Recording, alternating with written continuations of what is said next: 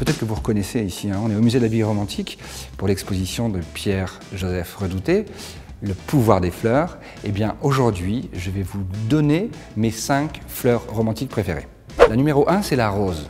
La rose parce qu'il y en a 50 000, mais c'est pas la rose moderne, non, c'est la rose ancienne, celle qui a plein de pétales, qu'on coupe dans son jardin et qu'on offre à la femme qu'on aime ou à l'homme qu'on aime. On peut faire un bouquet juste de roses et ça c'est magique, ou juste avec des grandes branches de rosier liane comme ça, 1 ou 2 et c'est magnifique. En 2, c'est le camélia. Le camélia de la Dame aux camélias de Marguerite Gauthier. Et parce que c'est très beau, parce que c'est un objet d'amour, et c'est pur. Elle qui souffrait d'une maladie des poumons, elle avait quand même un camélia blanc qu'elle mettait toujours. En 3, il y a, et ça va vous étonner, mais c'est la capucine. Parce qu'en fait, dans le langage des fleurs, la capucine, ça veut dire « je brûle d'amour pour toi ». C'est hyper rare, on ne le sait pas. Alors la capucine, ça attire dans le jardin les pucerons, ça c'est sûr.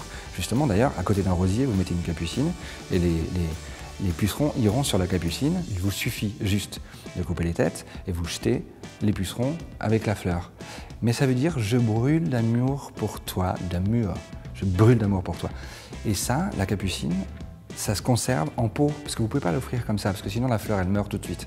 Donc si vous voulez dire à l'être cher que vous brûlez d'amour pour lui, eh bien, offrez-lui un pot de capucine.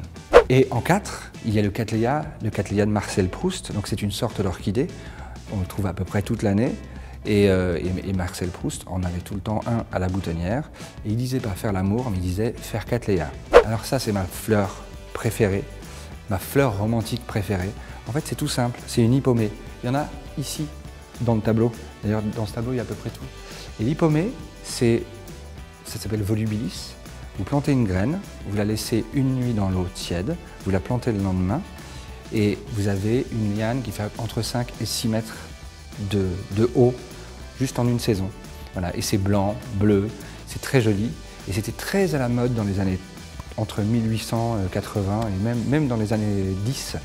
Et Guimard s'en est inspiré pour faire les entrées de métro, etc. Voilà, pour moi, elle est tellement simple et tellement jolie que l'hippomée, c'est la plus belle des fleurs romantiques.